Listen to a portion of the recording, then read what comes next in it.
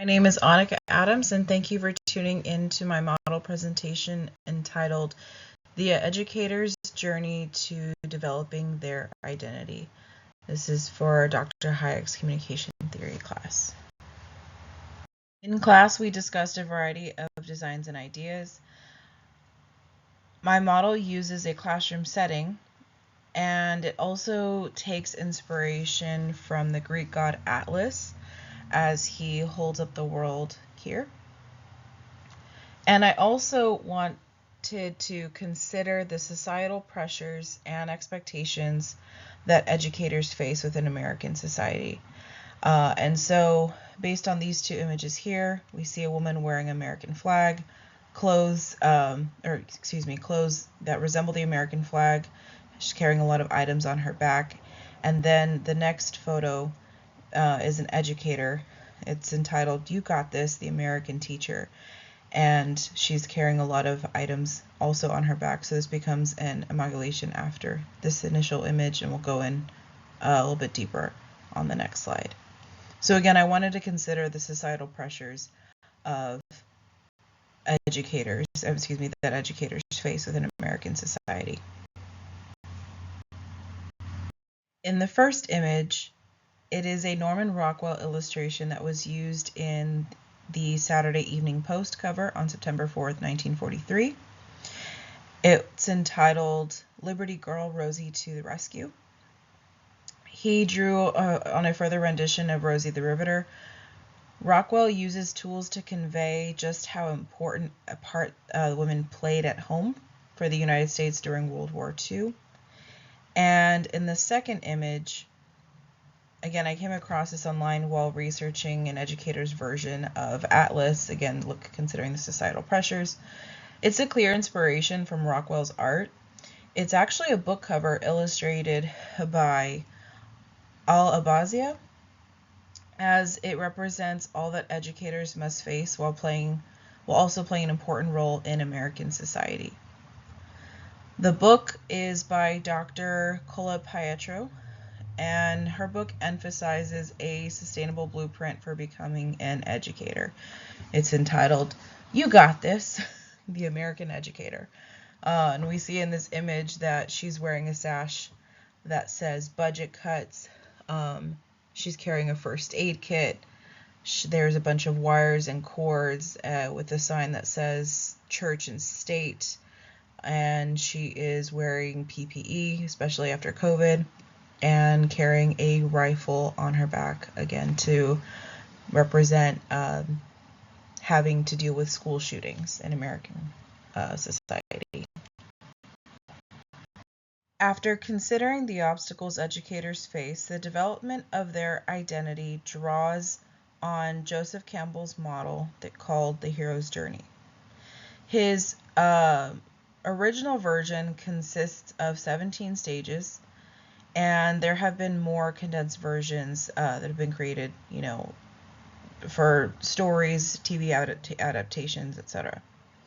Again, Joseph Campbell, he looked at a variety of characters within mythological stories, especially from different cultures, and he noticed a pattern with the evolution of a hero, that it somewhat followed, again, these stages of a hero's journey.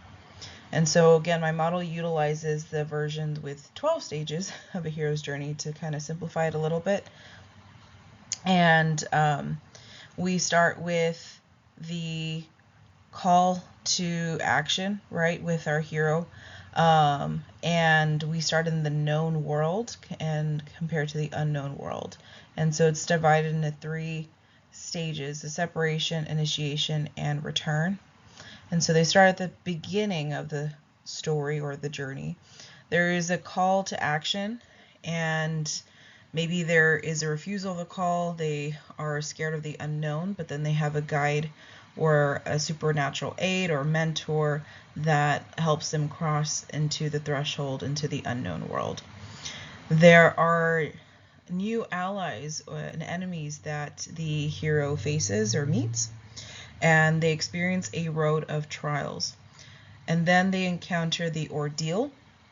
The ordeal maybe is a huge battle or a deep inner conflict that the character faces.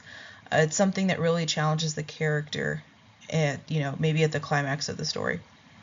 And there's the death of the mentor, or maybe the death of something, right, that changes the character. Battle with the brother, so maybe that there's another challenger to the hero, but basically there's just a battle with something or someone. There's the temptation, right, that maybe will prevent them from, returning. If you're considering Lord of the Rings, right, the temptation of the ring. But then ultimately we lead back into the return stage, into the known world, as we, use the road back.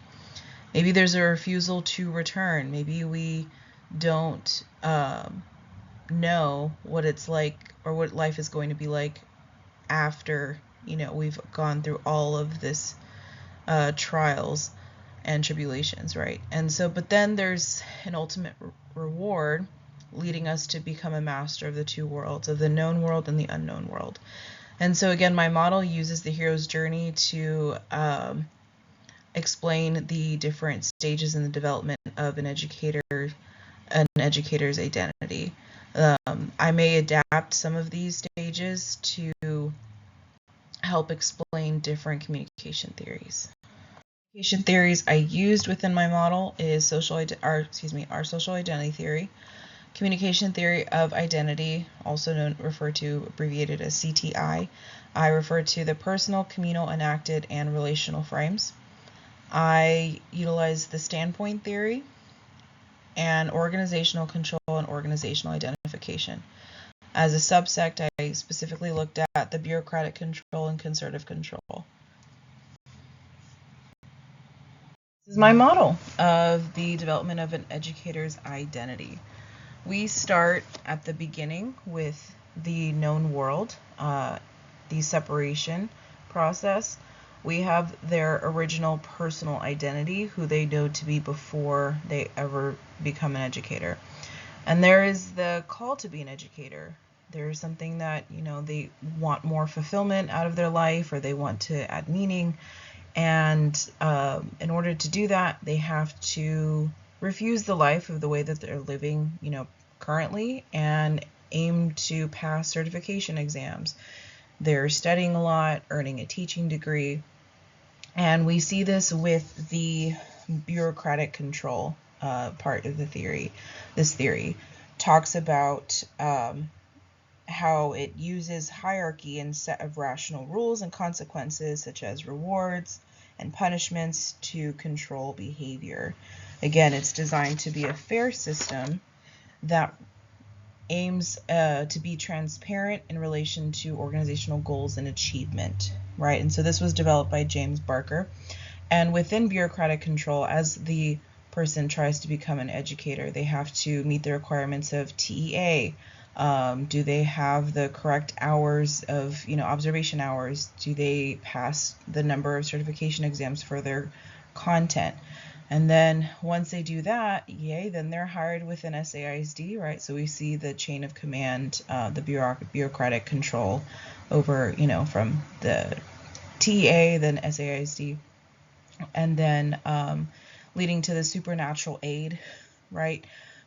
You now have a certification. You passed your exams, and now you're hired at a school from the administration, okay? And so once you've jumped through those barriers and red tape and hoops, right, as referred to, or as commonly referred to in bureaucracy, you cross into the threshold, okay? And the personal identity now starts to shift, right? And their identity gap widens as it crosses into the point of no return, right, into the unknown world, okay? And the original identity shifts and encounters organizational control identification.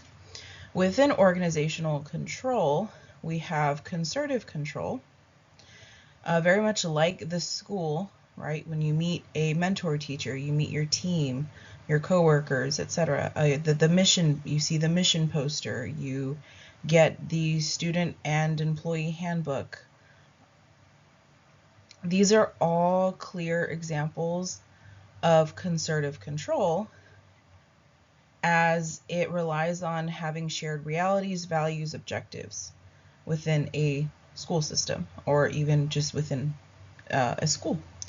And they all aim to boost morale, again, amongst teachers and students to buy into the school culture and strive for achievement. So again, the new educator, right, has to understand a new culture entirely, and they go through, as they cross the threshold, they go through the road of trials. Again, they learn the expectations and the role of an educator. Okay. The personal identity adapts to social identity theory. Okay. Again, the initiation process. That's why they're closely linked to each other. Again, with regarding social identity theory, like Goffman used a stage metaphor to explain the theory, teaching is very much like a performance. The trial is learning how to adapt to each class's culture and the needs of your students.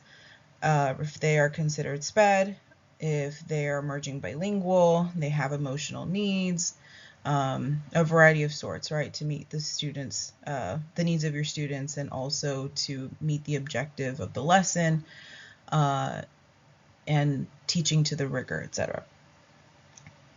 So the educator's identity is tied to the culture of the classroom. Again, we see this in having good examples, in having examples of good classroom management, norms and procedures, successful lesson plans, monitoring the progress of skills. And so behind all this image is a student sitting in a desk facing the front. You hope that they're listening, engaged in the lesson. But again, it's that like your identity gap from the beginning is now dependent on your students to help inform your role as a teacher. And that is that creates a lot of tension and a lot of space, right? As communication theory of identity points out, that there are identity gaps. And so we try to figure out like how successful we are becoming at being an educator. And this is where we see the educator rely on their team, or they're being mentored by veteran teachers. Okay, so again, to alleviate the road of trials, they look to the mentors, department, team to guide them through this initiation process. This builds a communal frame within CTI, the communication theory of identity. The educator helps build lesson plans to meet her students' needs, and again, that tension, that identity gap kind of closes a bit. Due to the communal frame, the educator, we see again carrying the process, right, of being an educator, like on their back. Due to being in this road of trials stage, right, the educator builds resilience and engages with their relational partners and everyday maintenance behaviors through the validation of others. And this posits the resilience and relational load theory. Okay, educators are a very special, niche group of people who only understand and can relate to each other's experiences. Therefore, there's a deeper understanding amongst one another, building a positive emotional reserve, right, within the communication theory of identity, the communal frame. When stress arises, there's a collective security knowing that your community of educators, or your team, especially within the concerted control, right, they kind of all like blend in with each other. They all work together, okay? That you have support, and that is the goal with becoming an educator, that you figure out not only that it's not all on you, but that you are supported by your team and your department and your school. And that is a huge blessing. That is a huge thing to have when you are becoming a teacher. This becomes your preservation, right? Through the road of trials. Like, this is what gets you through. Okay. But then after you kind of understand how things work, what systems are in place, the expectations you have, the role that you fulfill within the classroom, we encounter the ordeal, which is the standpoint theory.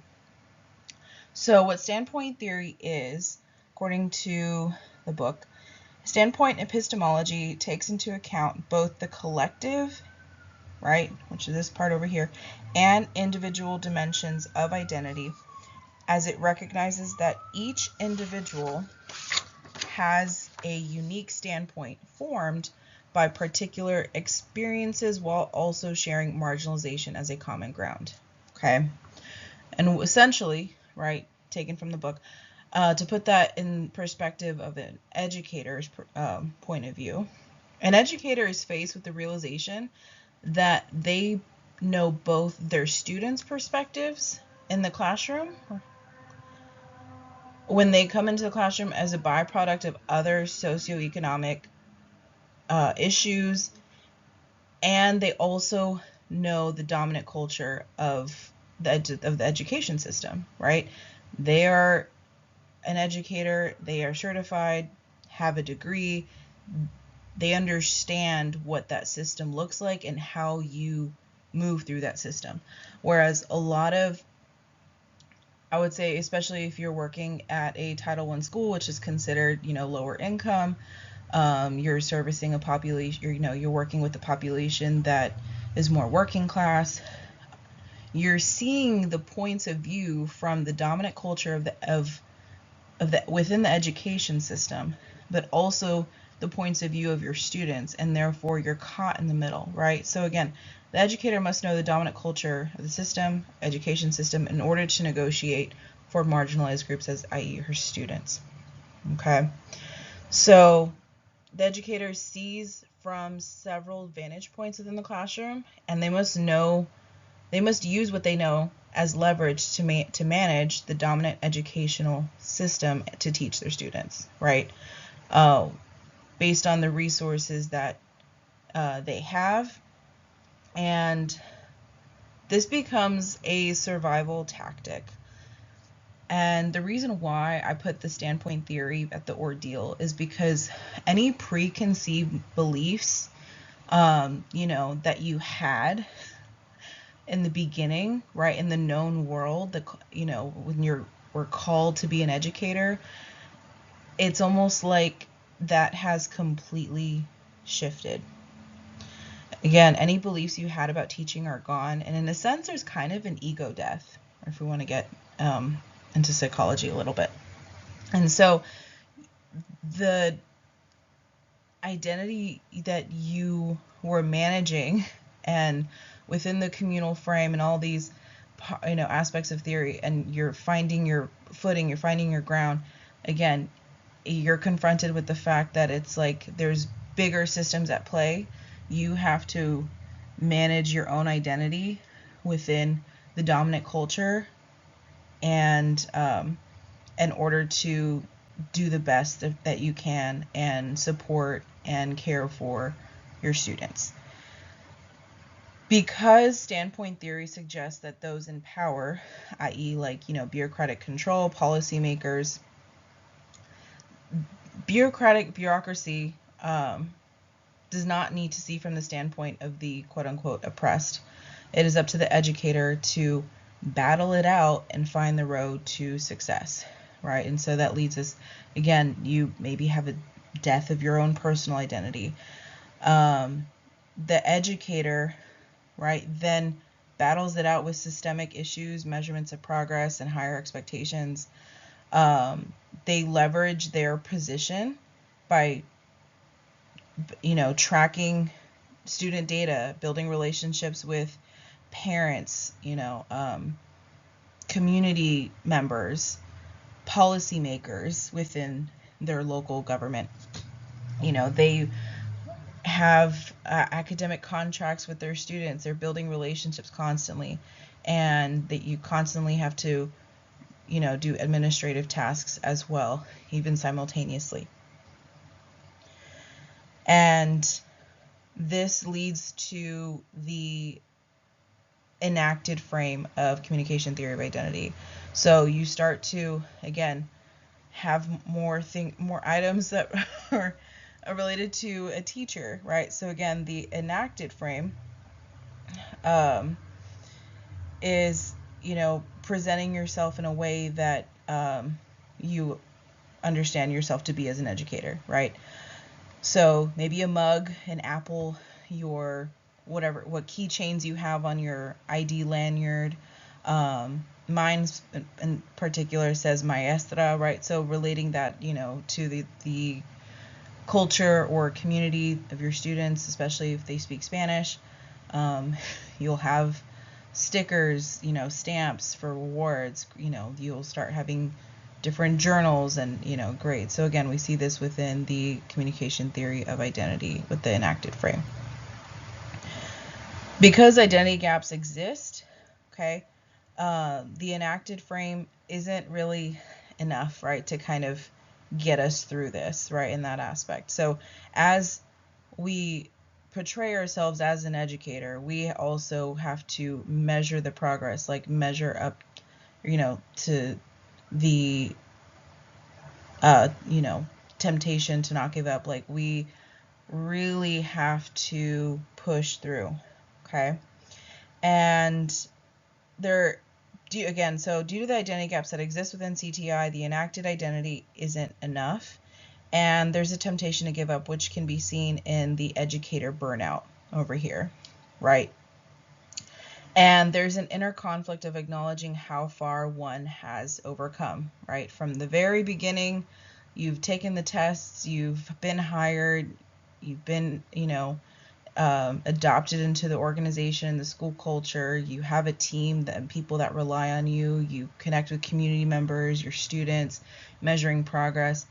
And now you're at a point where, okay, do I give up or do I, or do I continue? And this is the refusal to return back as well, right? So it's kind of a combined effort regarding Joseph Campbell's model of the hero's journey. And so then we make it through that ordeal and then all these aspects here and into the road back. Okay, the educator persists and crosses into the road back into what they know is now becomes their known world, right? They've been through it all. There's an ultimate reward after this long, arduous development, which is the impact on students. We see this in the thank you notes and appreciation of the educator of everything that they've done for them, maybe this past school year or throughout, throughout their years of service. And even, we see this in the thank you notes and the notes of appreciation, even possible visits from previous students if they've been there long enough at the same school. This builds up the relational frame of CTI. The educator builds relationships with the students and is now a mentor, right? And so then leads us to their new realized identity. They have developed their new personal identity, and they become a master of the two worlds. So the identity gap shifts and, widens and closes constantly, and there's a sense of maybe even code switching or adopting to different dominant cultures, and even with your students and trying to be relatable but also find your teacher voice and all those things. And so all of that happens when you become a master of two worlds. The new personal identity is formed within the identity of the organization, right? So within the theory of organizational identification. So again, organizational identification relates to how a school organization sees himself. And so now you are well formed within, now your identity is well formed within the identity of the organization as well. The educator's personal identity is shaped by the school's organization as they've taken on the values, ideas, and ideals resulting in the recognition of the educator's achievement. SEIC Rising Star lives here right when they give you those things, or you become Teacher of the Year, things like that. The journey back to the beginning, right, has a different meaning as a person from the original personal identity, as they are no longer the same. And so this is the evolution of what an educator has to go through, and maybe even go back, right, within the hero's journey and, shift forward. So there's constant evolving within the development of an educator's identity. But yes, there is no sense of the same world, as you are now a master of the two worlds, and you understand, from where you started and how far you've come. And I think Joseph Campbell's model lends itself to the development of an educator's identity perfectly, because it's very much a process. And it was great to apply these theories within this way. And also it was interesting to see how these theories kind of inform each other as well. So I hope this presentation was informative and it was entertaining. And thank you so much.